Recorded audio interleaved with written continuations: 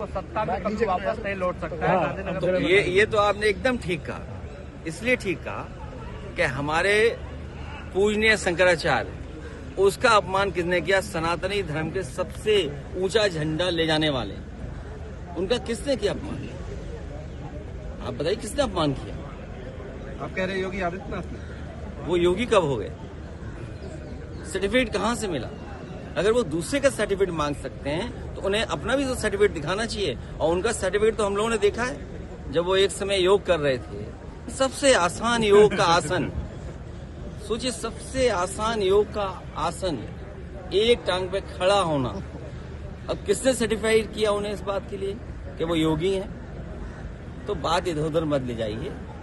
दूध के उत्पादन में, धान के उत्पादन में या अन्य चीजों में हम कहाँ पहुंचाए गए? दुनिया में सपने दिखाए जा रहे हैं, लेकिन आय दोगुनी क्या हुई है?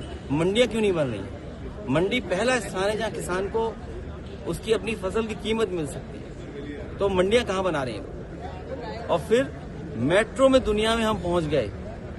हमारे मुख्य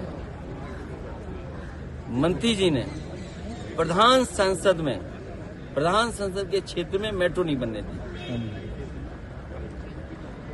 दुनिया में मेट्रो बन गई। हमें कहा जा रहा है कि दुनिया में सबसे ज्यादा लाइनें बिछनी है, प्रधानमंत्री क्षेत्र में मेट्रो क्यों नहीं? और तब जब समाजवादी सरकार ने डीपीआर बनाया था और बजट दिया था, पूरा अलाइनमेंट दे दिया था कि किस तरह मेट्रो जाएगी, तो आखिरकार रोका किसने?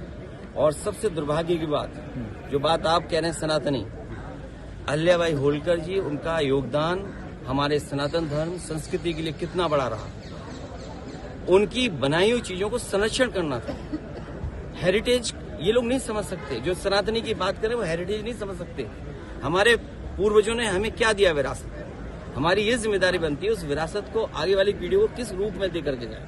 तो संरक्षण करना था, संवारना था, ये नहीं कि बुलडोजर लेकर के चलना था। जिन्होंने अहिल्याबाई होलकर जी का घाट, सबसे प्राचीन घाट, उसका जो बुलडोजर से तोड़ा गया है, वो कभी सनातनी नहीं हो सकते। ठीक है।